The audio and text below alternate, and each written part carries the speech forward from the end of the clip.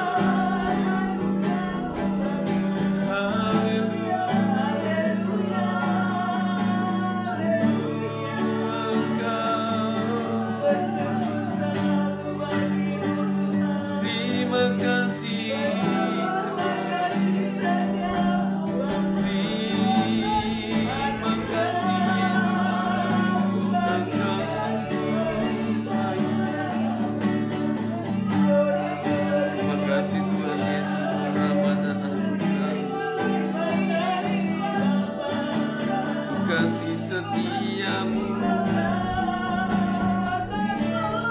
kemurahan-Mu yang begitu luar biasa. Sungguh ajaib.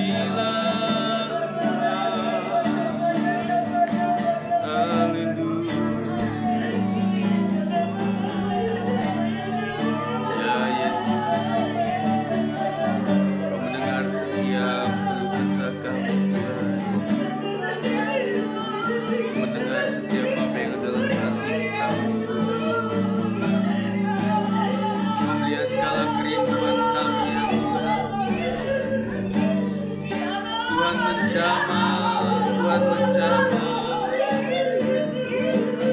Haleluya. Kira lamanya sekitar lamanya penuhilah kami ya Tuhan. Haleluya. Yesus Engkau baik,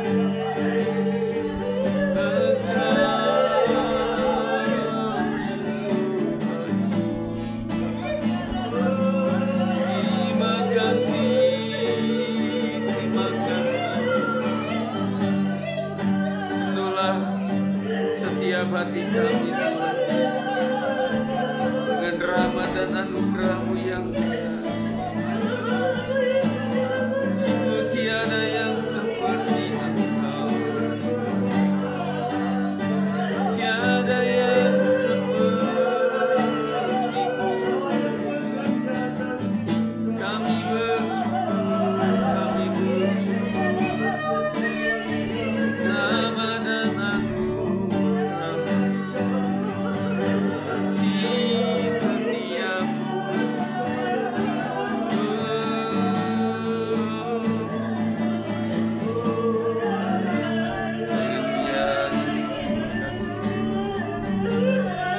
Haleluya. Rahmat-Mu Tuhan mengalir atas setiap kami ya Tuhan. Mengalir atas setiap kami Tuhan malam hari ini. Penuhi dengan kuasa-Mu ya Tuhan. Ampuni segala kekurangan kami. Penuhilah kami.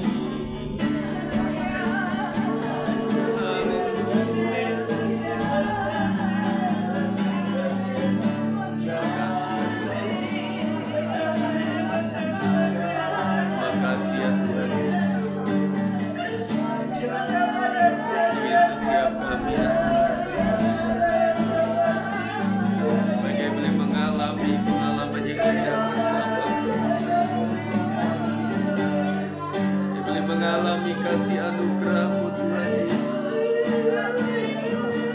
yang sanggup mengubahkan setiap hati kami Tuhan. Haleluya.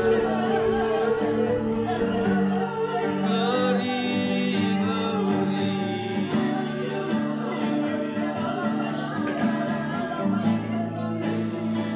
Ingin selalu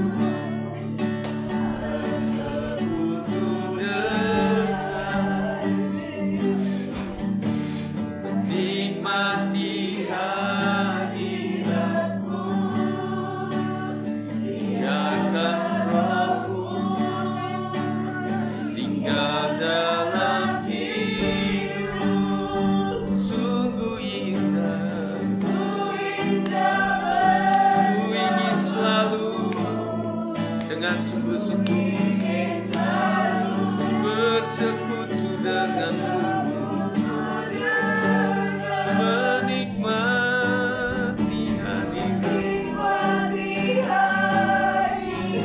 Biarkanlah Roh-Mu tinggallah dalam setiap hati kami. Sungguh indah bersama-Mu selamanya. Katakan hanya dekat Allahku, hanya dekat Allahku, rasa tenang hatiku, sertai jalanmu sepanjang hidupku, sepanjang hidupku.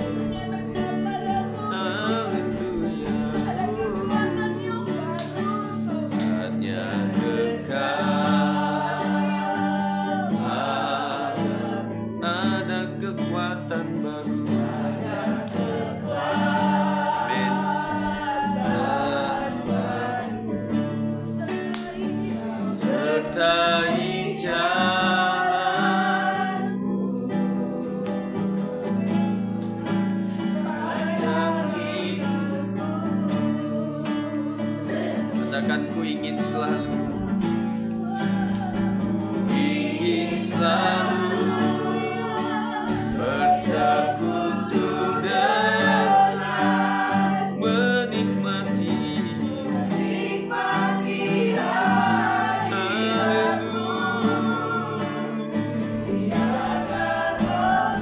Haleluya, Yesus dalam hidup. Sungguh indah, ku ingin selalu, ku ingin selalu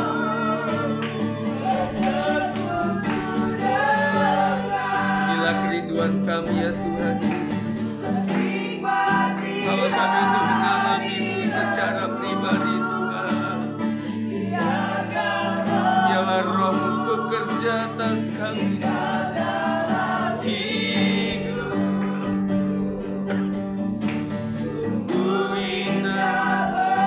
Sekali lagi ku ingin selalu, ku ingin selalu.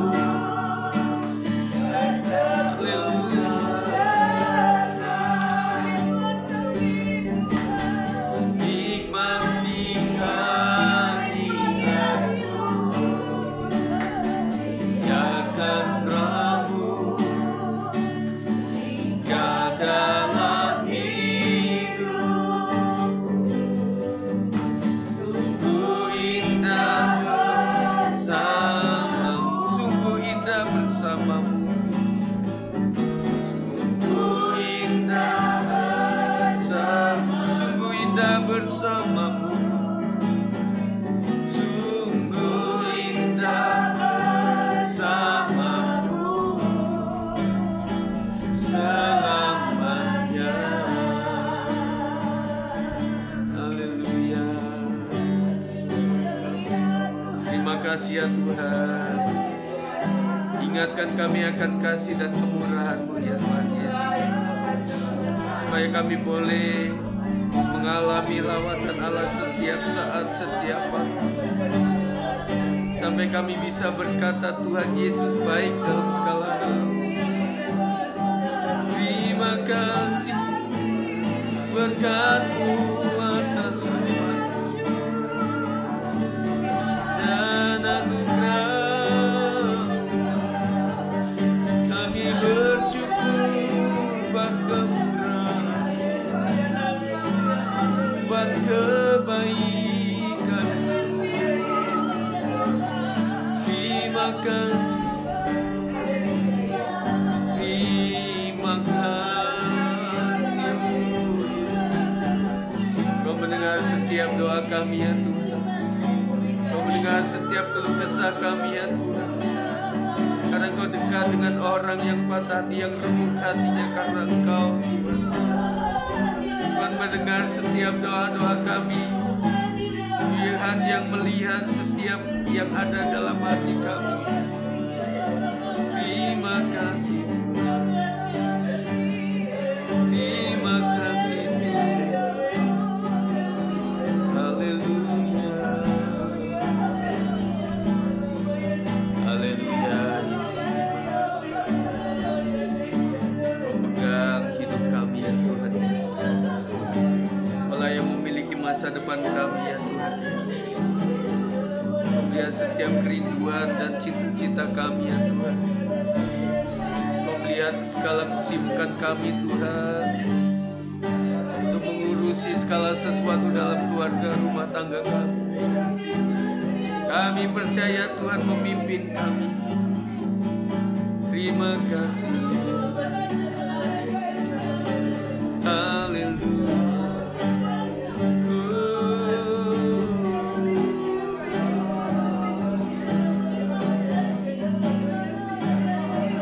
Pandang wajah-Mu dan berseru, pertolongan-Ku datang dari-Mu. Peganglah tangan-Ku, jangan lepaskan. Kaulah harapan. Ku pandang wajah-Mu, ku pandang wajah-Mu dan berseru pertolongan-Mu datang dari-Mu. Amin. Tangan jangan lepaskan, Kaulah harapan dalam hidupku. Kaulah harapan dalam, sekali lagi Kaulah harapan dalam hidupku.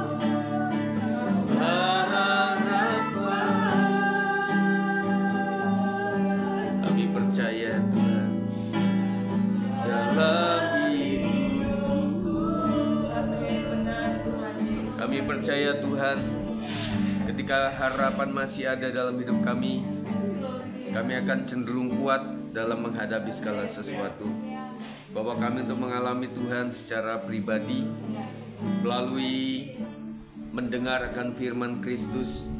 Kami percaya disitulah iman akan tumbuh, iman akan timbul, dan harapan ada di depan ini Tuhan. Kami siapkan seluruh hati kami untuk mendengarkan kebenaran firman Tuhan. Sebelum kami lebih jauh untuk mendoakan setiap pribadi dan juga kepentingan untuk pekerjaan Tuhan buat ini, kami ingin belajar daripada kebenaran firman Tuhan. Sampaikanlah ya Tuhan, semua kami siap untuk diberkati. Yang percaya katakan amin. Puji Tuhan, saya akan bicara mengenai kedewasaan rohani yang ada di dalam Ibrani 5 ayat 11 sampai yang ke-14. Ibrani 5 ayat 11 sampai yang ke-14. Kita tidak membaca seluruhnya dulu, tetapi saya akan langsung saja ayat per ayat untuk supaya mempersingkat waktu ya. Tentang hal itu banyak yang harus kami katakan, tetapi yang sukar untuk dijelaskan, karena kamu telah lamban dalam hal mendengarkan. Jadi pelajaran yang pertama buat kita adalah bahwa kedewasaan rohani itu adalah bagaimana seseorang bisa atau pandai, cakap untuk mendengar. Nah, inilah yang menjadi nilai tambah buat orang-orang tua, karena mereka pandai mendengar. Jadi anak, menantu, cucu, cicit sangat adem sama orang tua, kakek, nenek, atau yang dituakan itu karena mereka mau mendengar. Nah, saya pikir kalau kita ingin menjadi orang dewasa, marilah kita untuk mencoba untuk cepat mendengar dibanding cepat berkata-kata atau memberikan respon. Masa media sosial ini yang menjadi perbincangan itu karena memang terlalu cepat untuk mengatakan sesuatu, begitu ya. Jadi kita belajar yang pertama bahwa dewasa itu adalah bagaimana kita bisa mendengar orang lain. Dan juga termasuk orang-orang yang dewasa itu adalah bagaimana dia bisa mencermati baik itu arahan maupun ilmu-ilmu tertentu, karena mendengar dengan baik maka mengerti. Nah, kenapa orang itu melakukan sesuatu salah? Karena kurang mengerti. Kenapa kurang mengerti? Karena kurang mendengar. Lanjut, kamu masih perlu lagi diajarkan asas-asas pokok dari penyataan Allah. Dan kamu masih memerlukan susu, bukan makanan keras. Untuk dewasa memang harus dimulai dari pendidikan dasar. Nah, saya percaya bahwa orang-orang itu sangat kuat di dalam menghidupi kehidupan yang begitu rumit. Di rumah tangga tuh rumit Bapak Ibu ya, rumit banget. Jadi kita dengan pasangan waktu pertama-tama itu udah rumit, apalagi ada anak pertama, ada anak kedua, anak ketiga, belum lagi campur tangan pihak ketiga yang disebut mertua, yang disebut orang tua, bahkan tetangga, teman, ribet gitu ya. Tetapi saya pikir kalau orang itu mendasari kedewasaan dia memang dimulai daripada asas-asas pendidikan dasar yang fundamental, orang akan kuat. Kenapa? Anak kecil itu seperti kertas putih. Nah, pendidikan mula-mula itu sangat melekat kepada anak. Kenapa kita itu suka mimpi tentang masa kecil kita? Ya, kadang suka mimpiin waktu di ladang, waktu kecil, waktu di belik sumur, waktu main-main, atau di rumah lama kita, atau rumah orang tua, rumah induk, atau di sebuah jalan-jalan. Itu sering kita teringat dalam mimpi bahkan. Karena memang dasar-dasar daripada kehidupan awal itulah yang membentuk. Nah, saya menjadi seperti ini juga karena pembentukan dasar kecil saya bagaimana, dan juga yang lain. Nah, untuk itulah kita ingin belajar bahwa pendidikan yang paling baik itu memang dasar dulu gitu. Jadi kalau langsung mendapatkan pengajaran yang langsung porsinya itu lebih tinggi, nggak kuat. Kayak orang gila karena pengen jadi dalang nggak jadi, nggak kuat katanya, dan lain sebagainya. Nah, saya rasa pendidikan dasar di dalam kerohanian kita adalah sekolah minggu. Nah, oleh sebab itu kita upayakanlah bagaimana cara kami untuk menggerakkan para orang tua ini. Nah, yang terjadi kan kayak seperti benih itu dari mana? Awalnya kan dari bapak ibu. Nah, bapak ibu itu yang melahirkan anak. Nah, anak itu dididik secara rohani, mendekatnya seperti apa? Nah, anak ini memiliki anak lagi. Nah, akhirnya kan terus kan. Nah, makanya dalam hal pengajaran itu yang paling penting adalah bagaimana dasar iman yang pertama dari opa oma kita yang dulu. Dan makanya kalau kita berbicara mengenai anak itu kadang-kadang berbicara kepada orang tua. Nah, kita sudah mengarahkan anak-anak sebagai orang tua rohani, itu aja kadang-kadang terbentuknya di belakang itu bisa beda kan. Apalagi yang memang jauh daripada komunitas rohani. Nah, bagaimana cara teman-teman Guru Sekolah Minggu mengingatkan para orang tua, itu adalah harapan kami supaya dasarnya dulu yang kuat. Nah, setelah mereka itu TK, SD, SMP, SMA, nah ketika mau kuliah itu kan belum tentu di Depok. Iya.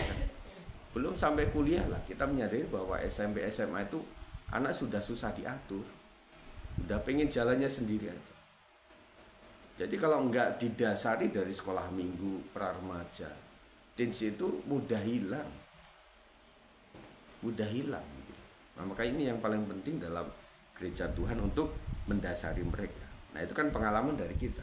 Kenapa kita begitu rapuh?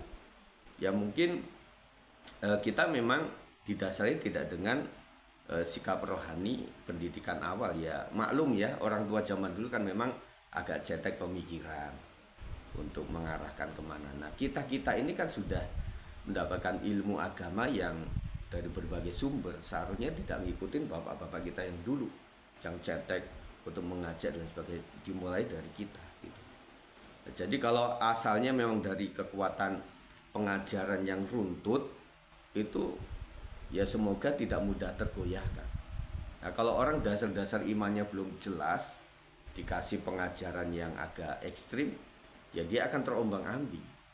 Nah, kita ini saudara, kalau memiliki dasar pengajaran yang baik, keimanan yang baik itu kita tidak akan takut dengan disandingkan apa yang kita dengar setiap sore di samping kanan kiri kita. Emangnya kita terpengaruh? Enggak terpengaruh. Kita ngelewatin rumah ibadah orang lain, kita melihat, bahkan kita lah ada di sebuah kegiatan ibadah orang lain, ya kita nggak terpengaruh. Kita punya teman-teman yang beda agama, itu nggak terpengaruh. Kenapa? Ya karena dasarnya kita udah kuat. Kapan itu dimulai? Dari masa-masa dasar-dasar iman itu, waktu kecil. Demikian pula teman-teman yang memang di tengah ini baru kenal Tuhan, ya dari situlah dasarnya dibentuk lewat kehidupan, lewat pengajaran yang setia, akhirnya menjadi kuat. Dewasa sejati harus dimulai dari titik nol yang sehat. Nah, susu itu kan ibarat daripada sesuatu yang sehat, apalagi air susu ibu, ya. Nah, itu kita mesti memiliki kekuatan yang murni gitu loh, yang artinya betul-betul dalam hal tahu tentang Tuhan tuh yang murni banget. Jadi enggak sampai kita ya, kalau kita dalam komunitas yang umum itu kita bisa berkata ya semua agama baik. Kita sering ngomong gitu, saya juga begitu. Mari kita berdoa kepada Tuhan. Tentunya kita memiliki Tuhan yang sama, satu, dan tentunya Tuhan yang kita percaya masing-masing akan memberkati kita. Itu kalau kita doa secara umum. Tetapi secara fanatisme iman pribadi kita nggak akan bilang begitu. Yang kita tahu bahwa hanya Tuhan Yesus Kristus jadi juru selamat yang saya imani. Itu harus tegas di sini. Kalau enggak, kalau bapaknya, ibunya aja nggak tegas tentang keimanan, bagaimana mau menyebarkan, impartasikan kepada anak-anak? Nggak bisa. Dan akhirnya bisa berkata, ya udahlah nak, kau pacaran sama siapa aja. Yang penting mereka itu taat kepada agamanya. Ya bisa begitu. Karena apa? Ya dasarnya itu ya enggak.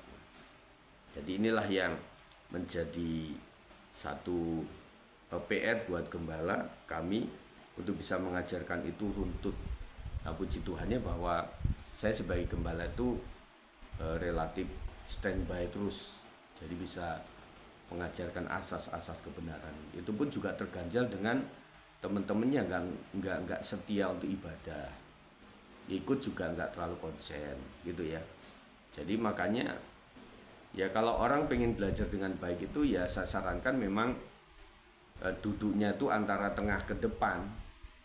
Karena waktu kita ada di 1-2 dari depan itu kita kencing pun kita tahan kalau masih sehat. Karena nah kalau di belakang itu mudah loh sebenarnya untuk keluar ke atas, mudah. Kalau di sini nggak bisa gitu. Nah cara saya dulu sebagai melankolis untuk membuat saya tekun belajar, saya tidak sembunyi dari penugasan dosen atau guru, ya saya duduk di depan gitu. Jadi ya terpaksa awal-awal konsentrasi, lama-lama beneran gitu. Caranya begitu. Nah makanya saya juga maksudnya sedih yang saya ungkap di mimbar kemarin benar. Waktu saya saat mulai penyembahan pun kan waktu saya setting kamera itu memang benar. Kita udah mulai menyembah itu memang ada yang memang betul-betul masih gini game. Dan bukan anak-anak, orang dewasa. Nah kalau saya itu pendeta yang kolot, nah kalau saya udah opa-opa saya bisa negur. Nah saya semudah kayak gini negur orang kayak gini bisa sakit hati. Cuma dalam hati ya sedikit gambaran ilustrasi dalam khotbah begitu. Sedih kadang-kadang. Iya kan? Karena kenapa? Ya karena duduk di belakang. Jadi rasanya dia yang lihat orang, bukan saya yang dilihat orang. Nah kalau kita di depan tuh rasanya aduh, jangan main-main nih, jangan ngobrol lah karena di belakang itu ada orang nggak enak. Gitu. Nah jadi itu terus kemudian sebab barang siapa masih memerlukan susu, ia tidak memahami ajaran tentang kebenaran, sebab ia adalah anak kecil. Kedewasaan itu butuh memahami, bukan selalu untuk dipahami. Itu ya. Yang selanjutnya kita belajar bahwa orang dewasa itu adalah lebih banyak memahami orang, bukan ingin dipahami. Nah, bagaimana sikap kita, Bapak Saudara? Nah, kita koreksi semuanya. Nah, kadang-kadang egois daging kita itu ya ngertilah tentang saya gitu. Tapi kalau orang dewasa itu gimana? Kita itu lebih ngertiin anak daripada anak ngertiin kita kan. Itu enggak sedih. Nah, kita itu lebih apa ya udahlah. Anakku pengennya ke sana ya sudah. Nah, kadang-kadang kita coba gitu. Ya, ikuti mama ya ikuti papa gini yang baiknya kayak gitu. Tetapi itu ya, Bapak Ibu sekalian, jadi yang kedewasaan selanjutnya itu adalah bagaimana kita memahami orang. Nah itu akan bersangkut paut dengan lebih banyak mendengar. Itu memahami orang. Nah waktu orang berantem, kalau sama-sama nggak dewasa, jadi lawan ini ngomong gitu ya. Yang satu diem itu emang denger dia? Enggak. Dia itu nunggu kapan dia berhenti. Lalu kalimat kata yang dia sudah susun di otaknya langsung keluar lagi, makanya nggak nyambung. Kalau orang udah debat itu nggak nyambung. Gitu. Jadi dia tadi udah dihentikan sama sini A sampai C. Waktu di sini udah ngomong tentang C sampai E, F. Nah dia nggak berpikir lanjutin ke G, nggak. Tetapi dia akan lanjutkan E-nya dia gitu loh, EFG-nya dia. Jadi makanya waktu debat kusir itu sang penengah juga bingung. Kita diem dulu. Ini maksudnya apa? Coba dengerin satu dulu, nah gitu. Nah kalau orang dewasa itu adalah ya silahkan, mungkin ya ide saya bisa salah. Coba silahkan ungkapkan untuk sesuatu yang lebih ini. Jadi lebih bisa mendalami atau memahami. Nah dalam berjemaat juga begitu. Jadi kita juga dididik untuk kalimat-kalimat saya yang mengarah kepada nilai ini adalah ketika kita di jalan di siap orang itu ya kita coba memahami orang. Akhirnya ya menggambarkan sesuatu yang mungkin dia mau ke toilet cepet-cepet gitu, makanya dia mesti ngebut gitu, ya udah silakan saja. Atau dia memang lagi buru-buru lah gitu, itu tenang di hati kita. Itu kan memahami orang. Nah waktu kita ada di persimpangan gitu ya, kadang-kadang motor kamu mendesak kan kalau kita naik mobil gitu ya. Nah kadang-kadang orang tuh cenderung, nah waktu mobil ini truk gitu, itu 5 menit dia nunggu loh, kasihan kan. Kasih waktu nggak sampai 1 menit, motor ini jalan terus. Itu yang di sini udah di sana. Mobil mau klakson sekuat apa ya tetap macet aja. Tapi orang kan nggak memahami orang. Yang penting saya aja maju. Habis itu dia udah gini aja. Udah nggak lihat samping kanan kiri, orang udah maksudnya marah. Nah kita belajar memahami. Nah disinilah saya banyak belajar bagaimana menjadi seorang gembala itu. Untuk memahami satu persatu itu kita tuh kayak main layangan ya, tapi bukan main layangan di puri. Kemarin hampir saya ngomong cerita tentang layangan, nanti ke semua enggak jadi, udah selesai sampai kelereng. Nah, waktu lagi uwer gitu ya. Nah kalau orang nggak memahami waktu layangan uwer itu dia tarik loh. Serius, waktu saya anak-anak main layangan, waktu uwer gitu saya tarik, lu tambah begini tuh, iya kan? Kalau orang udah paham, lepas aja dulu, nah, gitu. Nah, waktu udah gini, dia tarik, gitu. Nah, waktu dia unlock begini, kita lihat, waktu kita tarik ke genteng orang atau ke pohon kelapa atau kemana, kita lihat kepalanya, kok kepalanya ngarah ke kelapa. Ya kita diemin dulu sampai dia begitu. Nah waktu gini kita tarik gitu. Nah kadang kita memahami orang kayak gitu. Nah makanya disinilah titik dimana kami belajar memahami satu dengan yang lain. Kadang-kadang buat anak-anak rohani yang lain itu bisa salah persepsi. Itu banyak kami merasa. Jadi ya, nah kalau bisa diumbar omongan juga kita nggak gini loh maksudnya, saya nggak lakukan itu kayak gini. Tapi kan nggak bisa ngomong.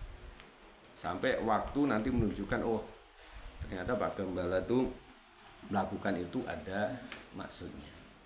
Termasuklah istilah kunci saya adalah kepada teman-teman bahwa apapun yang saya lakukan, putuskan itu ada maksudnya. Yang buat orang tua rohani nggak mesti dibuka semua.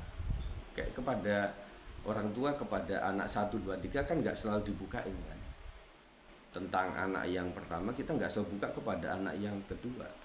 Termasuk kadang-kadang pemberian kita ya, Kak jangan bilang ya kalau kita jalan berdua sama papa kamu dibeliin makanan Korea misalnya, kamu jangan ngomong-ngomong. Kadang begitu kan, meskipun anak kadang-kadang keceplosan ngomong, ih enak lo kakak makan, itu adiknya marah, akhirnya mesti balik lagi ke mall lagi untuk menikmati yang sama. Kadang-kadang kita mesti redam sampai oke, saatnya kita harus ngomong kepada semua. Nah itu adalah belajar memahami. Saya diajak untuk dewasa secara pengalaman. Tetapi makanan keras adalah untuk orang-orang dewasa yang karena mempunyai panca indera yang terlatih. Kedewasaan itu membutuhkan latihan, lama-lama terbiasa. Setelah itu bisa, baru terlatih. Jadi kalau orang itu pengen langsung ke tingkat ahli itu nggak bisa, tapi banyak orang pengen langsung ke situ gitu. Kalau bisa saya habis lulus ini langsung khotbah di mimbar. Kalau saya bisa tuh lulus, kalau rohani ya, lulus kayak ini langsung pegang persekutuan. Kalau bisa saya kayak gini nih, saya udah nggak nyapu lantai lagi gitu. Saya dididik itu setelah STH itu kurang lebih hampir 3 tahun. Pelayanan sekolah minggu, musik gitu. Jadi setelah setahun atau kurang lebih berapa waktu itu saya dikasih ke pra remaja, pemuda gitu. Dan sampai khotbah di WBI itu udah lulus. Waktu saya lama di STH itu ada hampir 8 tahun. Jadi nggak diangkat-angkat gitu. Nah, saya melihat generasi sekarang baru lulus saja udah kayak, wah saya udah nggak layak main musik lagi, saya mesti naik pangkat gitu. Sedih karena untuk melakukan itu. Kemudian setelah itu ya tetap jadi gini loh, pelayanan itu meskipun saya sudah ada di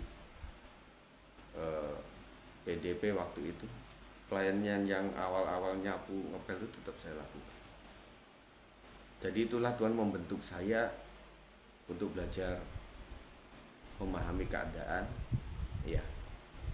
Nah kemudian dari situ saya tahu bahwa inilah yang membuat saya terlatih. Ya saya kan di dalam pelayanan itu menemui berbagai suku. Mulai dari mbok-mbok sampai kepada orang-orang yang punya perusahaan-perusahaan ada. Ya. Yang nyakitin sampai yang menyayangi ada. Jadi setiap kita itu memiliki follower dan hater. Gembala juga begitu. Enggak semuanya follower, haters juga ada. Tetapi bagaimana memahami perkembangan, pertumbuhan sampai seseorang mengakui kita sebagaimana mestinya, itu kan butuh waktu. Dan itu kan indah pada waktunya kan? Gitu, indah pada waktunya. Jadi kita mesti dilatih terus dengan keadaan sampai kita dewasa. Nah kenapa kita semakin klop, klik? Ya bukan berarti kan kita selalu harmonis. Kita tengkar ya iya gitu. Kadang-kadang saya juga bisa jadi karena saya nggak sengaja berarti dipakai Tuhan untuk nyakitin seseorang atau tim inti saya kan nggak sadar. Iya. Nah dan juga nggak disengaja kan. Kadang juga dari pihak yang sebaliknya juga begitu. Tetapi di sini saya belajar, oh iya. Nah kalau saya melihat bahwa masa yang lampau itu ada orang-orang kayak gini, tetapi adalah pembantu yang bukan pembantu, tapi pendukung yang luar biasa. Berarti kuncinya orang itu bisa berubah. Amin kan? Bisa berubah. Nah, makanya disinilah bagaimana mengatur yang ada dalam diri saya, diri kami ini untuk memahami betul. Nah awal-awal juga nggak gampang ya, saya untuk mengembalakan itu istriku ini juga nggak gampang. Maksudnya bagaimana ya untuk memahami orang gitu ya. Memahami orang kan nggak gampang gitu ya. Nah selanjutnya sampai kita saling paham itu kan terlatih gitu. Oh kalau Pak Gembala nyetirnya kayak gini, saya penumpangnya ngikutinya kayak gini. Nah demikian pula, nah kalau lihat jemaat keadaannya gini, berarti saya harus begini. Jadi gembala itu tidak ada yang terformula kayak rumusan. Jadi kalau gini, kalau gini enggak. Itu benar-benar Roh Kudus yang bekerja atas hidup kita, yang terus bagaimana. Tetapi indahnya adalah ketika Tuhan tuh kasih kesabaran untuk menunggu waktu sampai seseorang paham, karena kan beda karakter kita itu ya. Itu. Kita lanjutkan lagi untuk membedakan yang baik daripada yang jahat. Dewasa bisa dilihat dari cara memilih antara yang baik dan yang jahat. Itu aja. Jadi karena latihan, karena besi menajamkan besi sesama, manusia menajamkan sesamanya, itu membuat kita terlatih, akhirnya paham untuk membedakan antara yang baik dan yang jahat. Nanti yang paling dewasa lagi adalah karena kita itu kasih umpan kepada orang, kebaikan kita bukan ikan, tetapi pancingnya. Nah itu dari mana? Dari pengalaman gitu. Jika membuat hidup kita itu bisa berfungsi dengan baik. Nah inilah yang saya pada teman-teman yang sudah dewasa memohon dukungan kepada kami Gembala untuk melatih anak-anak muda kita. Karena mental anak-anak muda kita itu memang agak beda jauh ya. saya lahir 70-an, ada yang lahir 80-an, ada yang lahir 90-an. Nah sekarang yang anak teens kita itu lahir tahun berapa? 2000-an ya? Iya. 2010-an malah. Wah itu kan jauh banget. Jadi mental generasi Z sekarang itu, aduh. Nah gini loh. Jadi yang saya lihat ya, saya lihat itu inisiatifnya kurang anak-anak itu. Kalau kita kan udah dewasa beda. Ada kabel ya dibenerin, ada sampah ya diambil gitu ya. Ya itu sampai kepada tingkat yang lebih kakak-kakaknya juga begitu. Nah kadang-kadang melihat aqua atau apa itu, makanya puji Tuhan, terima kasih Bu Marta ini yang agak suka menggurui dalam arti positif. Ayo yuk bawa piringnya, ini yuk kembaliin kursi-kursi itu, karena kalau pas keluar dan kemudian datang itu memang betul sini berantakan serius. Jadi oh tadi siapa yang main, oh anak-anak Sulami, ya udah wajar. Tetapi kalau kakak-kakaknya yang sampai kayak gitu, ya saya berpikir, loh bukannya mereka nanti akan berumah tangga? Bagaimana keadaan kayak gitu? Sarung suaminya di mana-mana, anduk naruh di mana-mana. Nah kan gemes maksudnya. Tetapi udah gemes ya ini anak orang. Ini juga jemaat kita. Jadi ini yang saya memohon kerjasama untuk teman-teman yang sudah dewasa ini, untuk bagaimana mendewasakan mereka dengan cara memanusiakan manusia mereka. Jadi tidak juga dengan bentakan atau apa, tetapi mencoba. Termasuk kesadaran bahwa gereja ini memang nanti ahli estafetnya ya generasi mereka. Kan kita kan terbatas. Nah, saya juga sangat ya bersyukur iya, tetapi juga kadang prihatin kita itu yang memang aktif di dalam pekerjaan-pekerjaan Tuhan, pelayanan itu memang yang memiliki kandungan sakit. Nah saya kan berpikir sama itu yang sehat-sehat kemana gitu. Itu sedih kadang-kadang ya. Jadi yang sakit mengunjungi yang sakit. Tempo hari itu Pasir Putih sono itu barengan tuh. Aduh yang dikunjungi juga sakit, yang mengunjungi juga sakit. Aduh gimana gitu ya. Kan. Jadi ya itulah yang menjadi beban saya yang saya ungkap di sini ini. Artinya ya kita mencoba untuk dewasa. Kita dilatih, kita digesek, saya digesek, saya diasah, disakitin. Wah, ya tetapi ya sudah. Ya namanya keluarga itu ya ada yang anak yang menyakiti ya tetap kita terima. Tetapi ada yang terima kan dengan catatan ya, dengan catatan bahwa ini membutuhkan memang mungkin sudah tidak cubitan lagi. Kalau orang tua zaman dulu kan yang jadi senjata kan dicubit tapi di pantat gitu ya kan, makanya ada tebel di sini kan untuk dicubit itu. Dan memang waktu itu takut loh anak kecil waktu itu ya, kalau mamanya dicetol lah, beliau dicetol bahasa Jawa itu kan, kalau cubit itu kan kecil, kok cetol tuh begini, benar-benar begini, wih itu paling takut itu. Iya, iya. Nah anak sekarang apakah kayak gitu kan enggak? Jadi kadang-kadang malah kalah sama mereka itu. Nah inilah yang kita akan atasi ya. Termasuk di komisi teens juga yang saya sudah dekatin para profesi juga, kakak-kakaknya juga pada segen nggak tahu atau gimana. Kan wajarnya kan kalau teens itu kan memang sudah bukan gembala yang terus di sini kan, betul nggak? Teens itu kakak-kakaknya yang mesti mengembalakan mereka. Ya, kan mesti ada yang antar jemput kalau anak kecil itu. Nah itu berapa kali pertemuan juga, aduh bugem, nggak bisa untuk kasih renungan atau apa. Ya terus bagaimana kan gitu. Jadi itu termasuk beban. Gitu, termasuk beban. Doa kami ya siapakah yang memang punya hati di situ, gitu loh, untuk bisa mengembalakan mereka. Karena kami lihat tuh nggak tahan sama ini. Sepanjang ibadah tuh ini semua. Nanti saya keras. Nah saya kan di pendidikan suka keras kan kayak gitu. Nanti ya berpikirnya gimana? Gitu. Jadi membutuhkan kakak-kakak yang kalau gembala itu kayak sudah ketok palu Itu loh bedanya. Makanya kenapa kami itu agak-agak memanjangkan langkah untuk tidak langsung ambil, karena kalau sesama jemaat pengurus itu nggak terlalu sakitnya, itu nggak seperti kalau Pak Gembala. Nah saya pernah lakukan itu, saya tegur di youth, memang sakit bener mereka. Nah kalau yang lain ya, nah saya membutuhkan kan tangan-tangan yang memang itu yang bisa, ya istilah kata setiap kegiatan itu ada orang yang di sini dampingi gitu ya.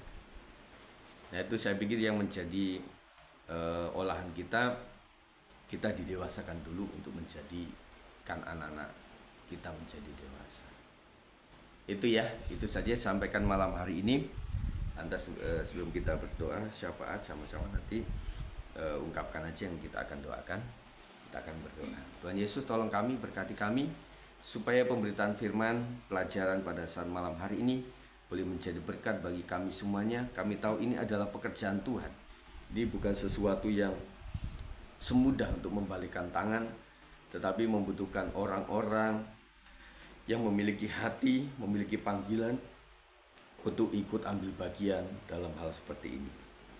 Berkati para teman-teman kami yang memiliki hati untuk peduli dengan pekerjaan Tuhan, dan kami percaya karena mereka peka, mau mendengar, terlatih, mau peduli, lebih mendengar, memahami orang, sehingga mereka bisa memilih pertimbangan, keputusan, perkataan, perbuatan yang paling menyejukkan, yang paling mendamaikan, menjadikan semua orang adalah sebagai anak-anak rohani yang perlu diayomi, tetapi juga kadang-kadang harus didisiplin secara rohani. Dan kami percaya Tuhan, berkat daripada persekutuan yang kami setia untuk ada di dalamnya, pasti Tuhan akan menolong, memberkati kami, mendewasakan lebih naik lagi, dan kami boleh mengatasi seluruh situasi kondisi di dalam berjemaat ini, oleh karena Tuhan yang memberkati dan bimbing kami. Kemudian bagi Tuhan saja atas firman Tuhan yang disampaikan, kiranya boleh menjadi berkat bagi setiap kami yang mendengarnya. Di nama Yesus kami berdoa, haleluya, amin. Mungkin kita akan persembahan dulu ya.